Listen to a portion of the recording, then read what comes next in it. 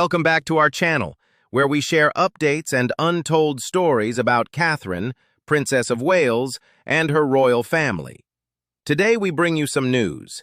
Harry and Meghan in tears as new revelation confirms 11th senior PR aide quits. Another key has turned in the lock for the final time in the golden, sun-soaked area of Montecito, California. Harry and Meghan's head of communications, their 8th senior public relations assistant in 5 years, has left. The departure is not just another resignation.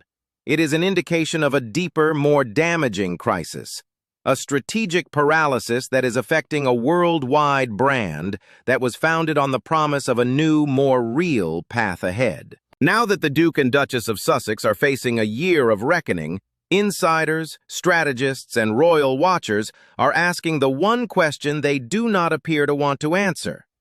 Is the issue with everyone else, or is it with them? The Sussex revolving door. Inside the strategic collapse as Harry and Meghan's inner circle falls apart. Meredith Maines, a seasoned worker from the well-known Los Angeles business Method Communications, is the most recent victim of this never-ending migration. In January, she was named the Sussex's Chief Communications Officer. This was seen as a hint of a new, more professional chapter and a way to provide stability. She is gone less than a year later. Her leaving, along with the rest of her company, is not an isolated event. It is one piece of data in a really scary trend.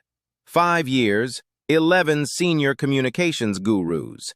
You will not find this number in a well-run, healthy company. In the competitive world of high-stakes public relations, this kind of turnover rate is more than a red flag.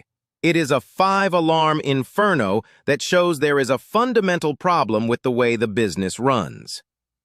A door that turns in the court of Montecito. To grasp how serious this figure is, you need to first comprehend the environment these workers live in. A chief communications officer for a brand like the Sussexes, which is watched by people all over the world, is not just a publicist. They are a strategist, a trusted friend, a crisis manager, and a shield. Their job is to negotiate a dangerous media ecosystem, connect with influential editors, craft a story, and most crucially, give their bosses honest, often hard-to-hear counsel. The connection is based on trust, respect for each other, and a common goal.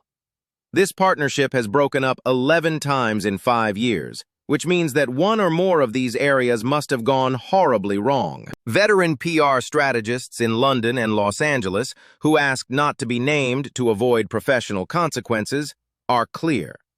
Even the most demanding celebrity clientele do not usually have this much turnover. A brand manager in Los Angeles who works with A-list clients says, "You may see a client and a publicist break up over a particular strategy disagreement or a personality problem. To lose more than 10 senior people suggests that the clients are unmanageable. It tells the industry that the principals either do not know what they want or they know exactly what they want, and it cannot be done. Either way, it becomes a toxic brief that top-tier talent will eventually refuse to touch." The number of people leaving is far more than just the communications staff. Reports say that the Sussexes have lost almost 30 staff workers since they were married. This larger trend shows that the culture at its foundation, Archewell, is not good. What was intended to be a shining example of progressive, caring employment is getting a reputation, right or wrong, as a dangerous place to work. Little by little, a picture is forming that working at Archewell is not the ideal job that many people think it is. The continual changes and hiring and firing of employees make the organization seem unstable, which goes against the very goal it says it stands for. It makes one wonder how an organization that wants to make the world a better place can appear so bad at putting together a solid and long-lasting staff. This pattern is quite different from the institution that the Sussexes officially rejected. People think that the British monarchy is stuffy and has strange customs, yet it is based on loyalty and long life.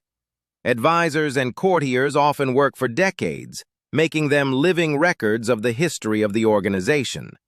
For instance, Prince William has built a group of faithful advisors who have been with him for a long time. People like Jason Nauf have become controversial because they are involved in palace issues, but the basic idea is still the same. The House of Windsor favors stability.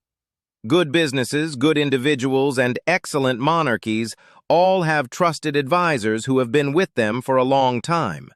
This stability lets the principal and their staff prepare for the long term and really get to know one another. People who are watching the Sussex operation see the pandemonium as the exact opposite. A frenzied, reactionary, and ultimately self-defeating loop of never-ending catastrophe. They think they know best, a control crisis. Sources close to the issue say that the constant change is not because the advisors are bad at their jobs, but because the Duke and Duchess are so sure of their own beliefs.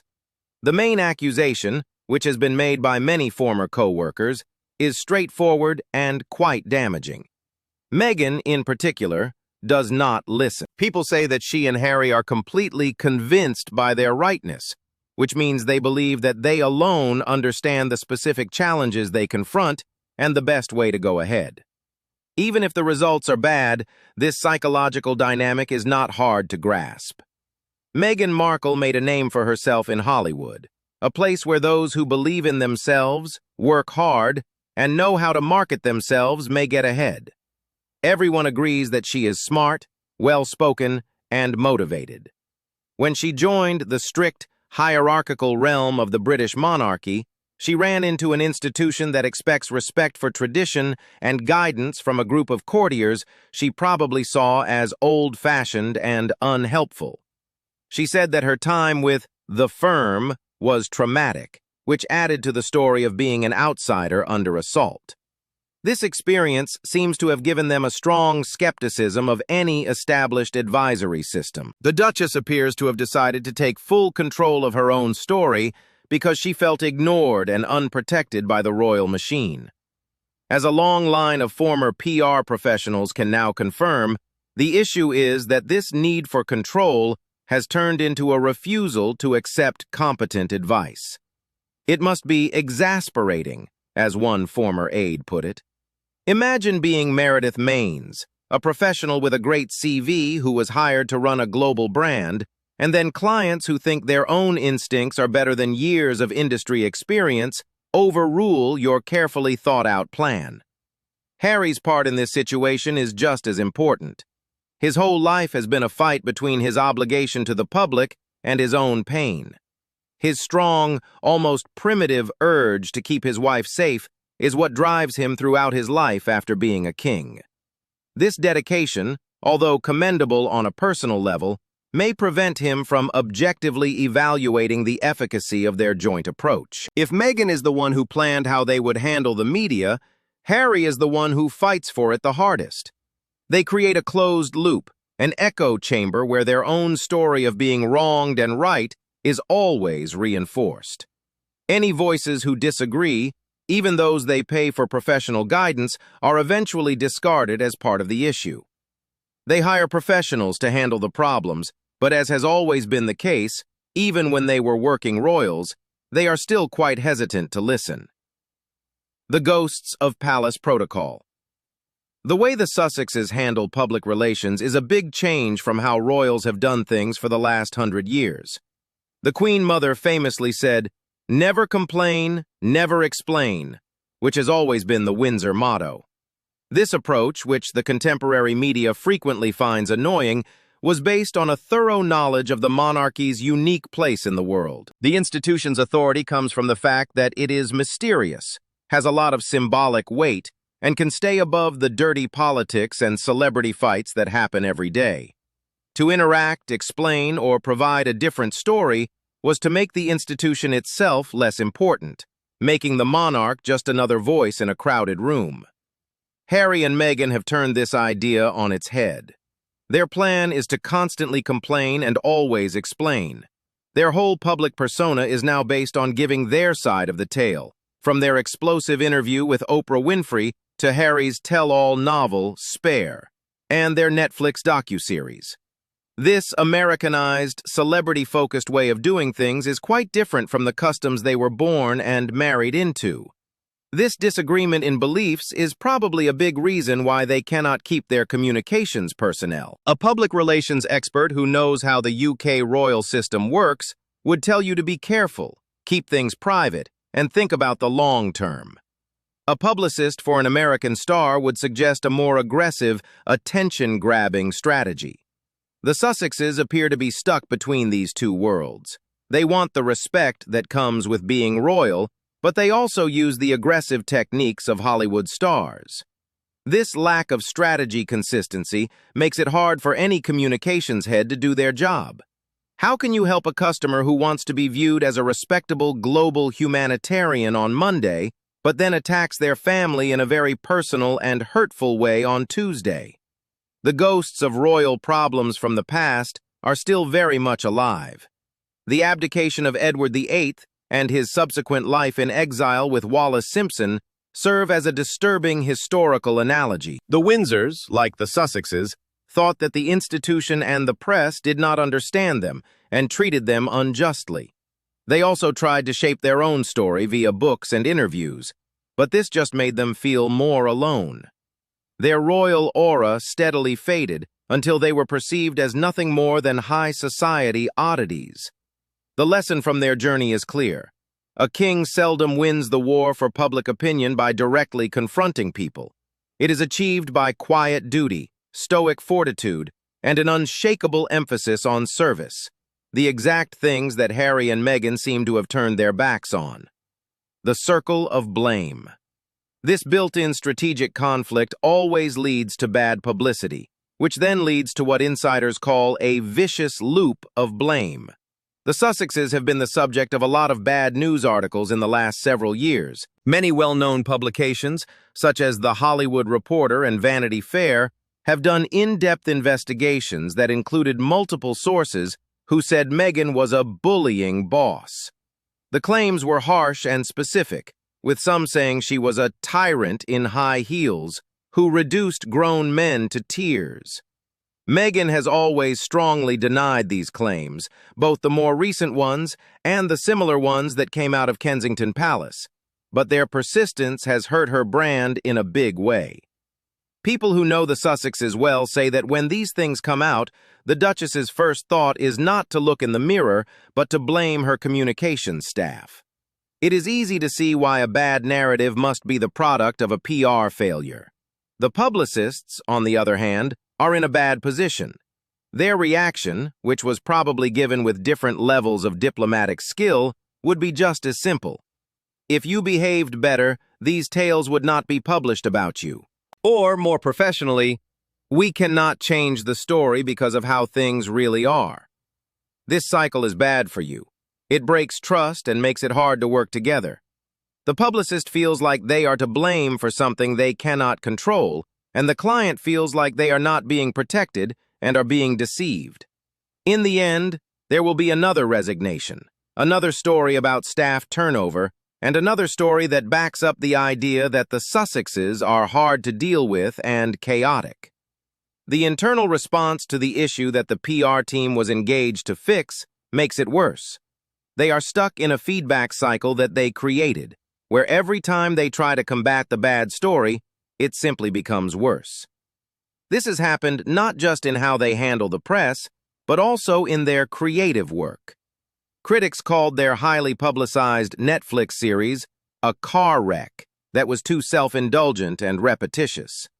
A later Christmas special was called a horror show of dullness. Meghan's podcast on Spotify, Archetypes, was popular at first, but some people said it was more about her than the famous people she was interviewing. Critics and listeners said that many of Meghan's guests seemed like props for her own story, and some sounded like they wanted to run a mile. When Spotify finally ended their profitable deal, a senior executive publicly called them F-ing grifters. Sources say that after each of these professional failures, there were internal arguments, which made things even worse with the teams hired to carry out these projects. The trend is that the brand always promises too much and does not deliver, which leaves a path of unhappy partners and broken professional connections. A brand built on sand. The Archewell brand is slowly fading away because of all this upheaval. At its heart, a brand is a promise. The Sussexes promise to show compassion, lead, and bring about constructive change. But the data that the public sees more and more indicates problems inside the company, professional failures, and a fixation with personal issues. Archewell, their charitable organization, has apparently had its own problems, including a name change to Archewell Philanthropies, and others have questioned how it works and what it does. Their brand is completely based on what they make and how others see it, without the framework and platform of the monarchy. That idea is now one of instability. It seems like they went from being global change makers to a high-end speaking act that shows up at different events for what are said to be huge amounts of money. This is a big step down from their original plans to develop a media and charitable empire like the Obamas. The brand is currently in a strange situation. Their royal position and the family conflict they have made public are what make them valuable as a business. But the more they get into that drama, the less believable they are as serious, forward-thinking leaders. They are trying to create a future on a base of complaints about the past. It is a brand constructed on quicksand, and every time a staff person leaves, the ground under them slips a bit more. Brand experts say that if this tale keeps on, they may become obsolete, their story might run out, and their business would lose its attractiveness. They will have given up an inheritance of long-lasting institutional influence for a short time of becoming famous. Back to Windsor, the bridge that did not function properly. It is possible that the opportunity to reconcile with members of the royal family is the most devastating loss that Meredith Mayne's departure has created. She was the primary mover and shaker in a covert and meticulous endeavor to warm up the bond between the Sussexes and King Charles, according to sources. Mayne's was more than just the director of communications, according to these sources. As far as I can tell, she was the one who conceived a plan to return to Windsor. Earlier in the year, Mayne's was sent to London in order to engage in top-secret discussions with the spin doctors employed by the king. This demonstrated that he was really interested in achieving peace. The purpose of the meeting was to serve as the first stage in a protracted and intricate process of regaining trust. But the endeavor was a complete and utter failure. The individuals who were engaged were captured on camera at a private members' club, and the covert discussions were widely reported in the press, which they were attempting to exert influence over. It was officially game over. There was a huge spill that occurred regardless of where it originated. The most significant obstacle that has always been in the way of the royal family coming back together, particularly for King Charles, is a profound lack of trust amongst the members of the family. Everyone who is a part of the palace is terrified that any communication with Harry, regardless of how private it may be, may leak. It was a perfect and dreadful confirmation of these fears when the public uncovered the hidden rendezvous that Mayne's had with another person.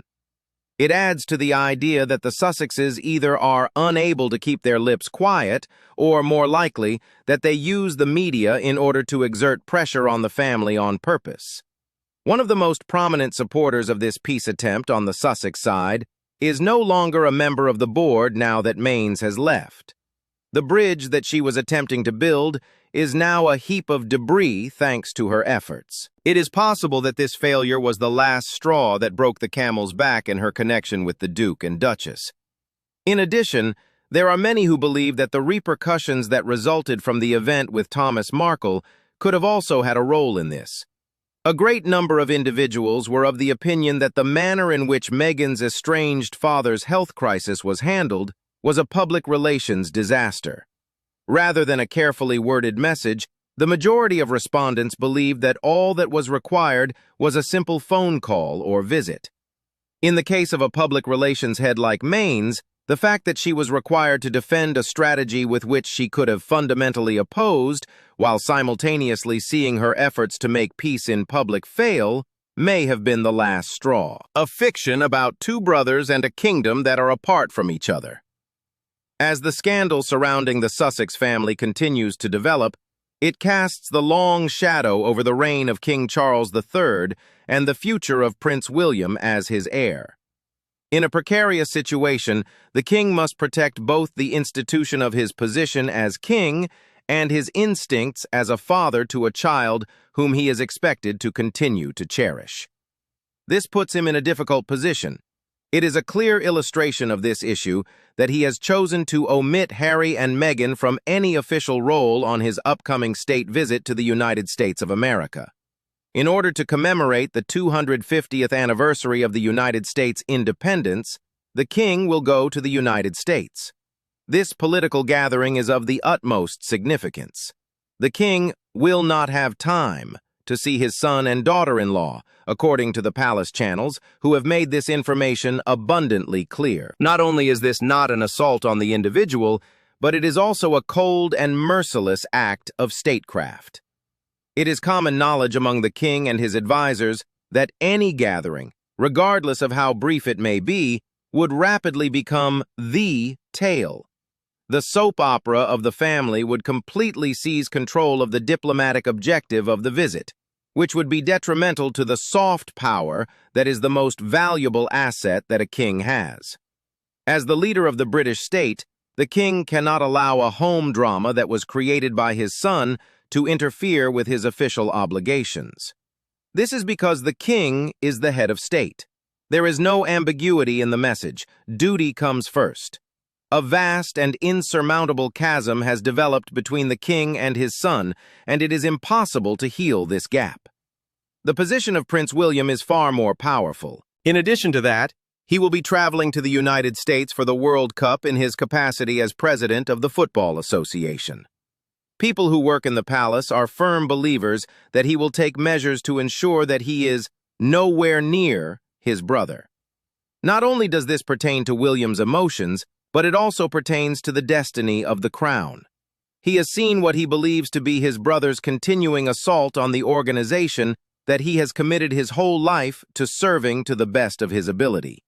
His strategy for his own rule is built on stability, responsibility, and tradition, and he is playing a long game by meticulously putting together a plan for his own reign.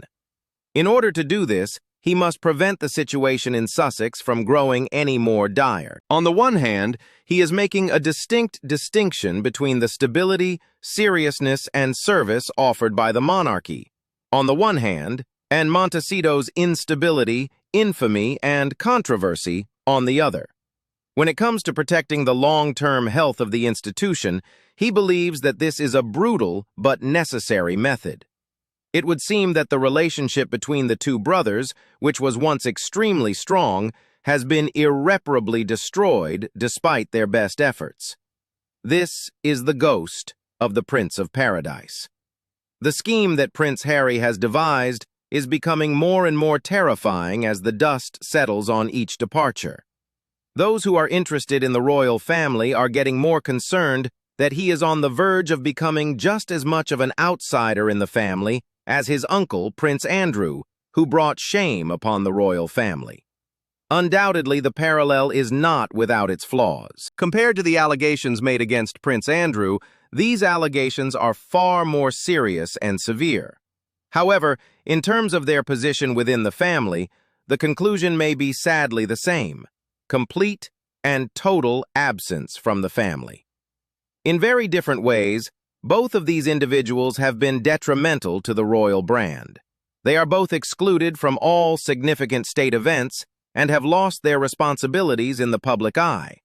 For Harry, this would be even more difficult than any other piece of terrible news. It does not matter how much he tries to deny it, he is a person who is defined by the family and the institution he was born into. These are the things that define him. One of the most unfortunate outcomes that may occur would be to be permanently excluded from the group and treated as a problem that needs to be resolved, rather than as a son and brother who should be treasured. Not only would he lose his family, but he would also lose his house, and his legacy. In the next year, the Duke and Duchess of Sussex will be experiencing a period of great significance. They have arrived at a watershed moment. They have the ability to continue along the same path, which has resulted in a series of professional failures, a revolving door of individuals, and a growing distance from the one organization that provides them with a global platform. Or, they can do something that they have not been able to do up to this point. They might pause, listen, and take a good hard look at themselves in the mirror. There is a direct correlation between the path that they choose and the future of their company, and perhaps even their own happiness. Thank you for watching the video. Please let us know your thoughts, and goodbye for now.